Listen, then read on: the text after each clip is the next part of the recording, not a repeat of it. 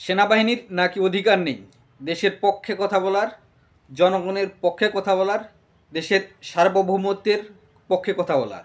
স্বৈরাচার শেখ হাসিনাকে তাড়ানোর সময় যখন সেনাবাহিনী দেশের মানুষের পক্ষে কথা বলল, দেশের জনগণের পক্ষে কথা বলল, তারা কি ভুল করেছিল?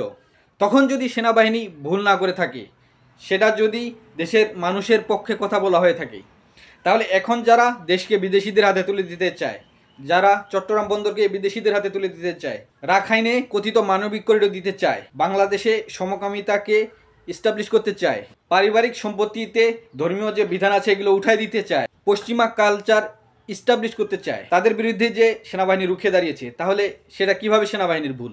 এখন কেউ কেউ সেনাবাহিনীকে দোষ দিতে চায়, সেনাবাহিনীর নাকি এই অধিকার নেই এসব বিষয়ে কথা বলার। তাহলে শেখ হাসিনার বিরুদ্ধে যখন সেনাবাহিনী দাঁড়িয়েছিল, তাহলে কি তাদের অধিকার ছিল না? তারা কি শুধু শেখ হাসিনার গোলামি করতো? বরং দেশের মানুষের কথা চিন্তা করে, দেশের স্বাধীনতা সার্বভৌমত্বের কথা চিন্তা করে সেনাবাহিনী জনগণের পাশে দাঁড়িয়েছে, এখনও জনগণের পক্ষে দাঁড়াচ্ছে। এই পশ্চিমাপন্থী সরকার দেশ বিক্রির চক্রান্ত করছে, তারা পশ্চিমাদেরকে টেনে আনছে, কিন্তু সেনাবাহিনী সেটা চায় না। তারা দেশের স্বাধীনতা সার্বভৌমত্ব রক্ষা করতে চায়, আর এটা নাকি সেনাবাহিনীর অধিকার নেই। তাহলে সেনাবাহিনীর কাজটা কি? শুধু যে সরকার থাকবে তাদের দালালি করা?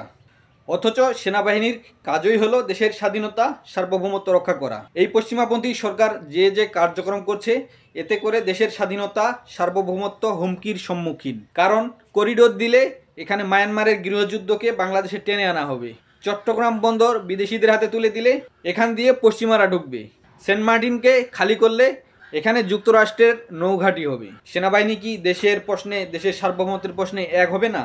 তাহলে কোনো বুদ্ধিজীবী কিভাবে বলতে পারে যে সেনাবাহিনীর এসব কথা বলার অধিকার নেই?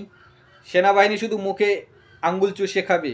শেখ হাসিনার গণহত্যার বিরুদ্ধে যখন সেনাবাহিনীর জনগণের পাশে দাঁড়িয়েছিল, তখন তো বলেছিলেন হ্যাঁ সেনাবাহিনী একটা ভালো কাজ করেছে, কিন্তু এখন পশ্চিমা আগ্রাসনের বিরুদ্ধে সেনাবাহিনী জনগণের পাশে দাঁড়িয়েছে, এটাকে কিভাবে বলতে পারেন যে সেনাবাহিনীর এই অধিকার নেই কথা বলার?